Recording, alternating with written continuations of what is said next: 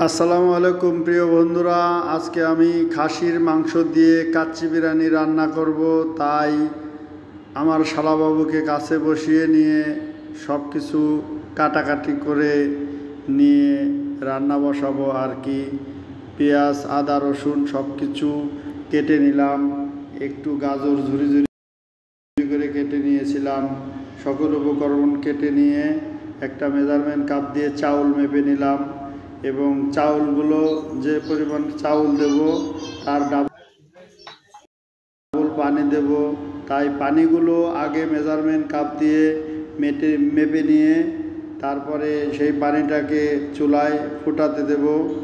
আর পানি ফুটতে ফুটতে এদিকে আমি সকল উপকরণ যেমন মাংস, পেঁয়াজ কুচি, আদা রসুন কুচি, মরিচ কুচি, সকল প্রকার বাটা মশলা অ্যাড করে দিয়ে আমি প্রতিদিনের ন্যায় আজকেও সরিষার তেল দিয়েই রান্না করব।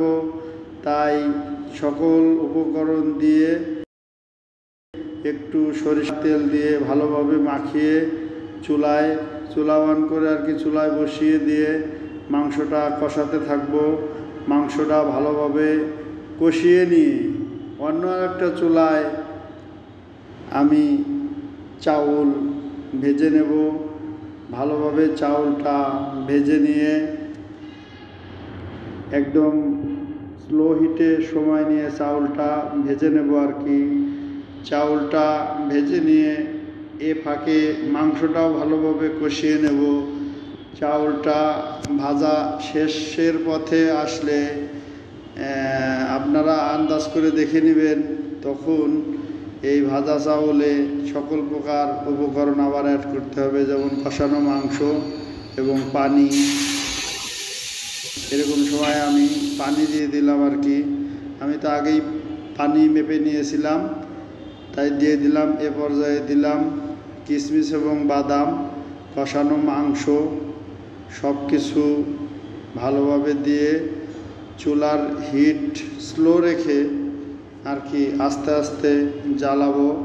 এ পর্যায়ে আসলে স্বাদবর্ধক রাঁধুনি বিরিয়ানির মশলা দেব এবং একটু টমেটো সস দেব। দিয়ে ভালোভাবে নাড়াচাড়া করে নেব। আগেই আমি ঘি ব্যবহার করেছিলাম, আপনারা ঘি ব্যবহার করতে পারেন অথবা এমনিতেও খুব সুস্বাদু হয়। বাসায় ট্রাই করবেন এবং আমাকে নতুন নতুন ভিডিও বানাতে উৎসাহ প্রদান করবেন।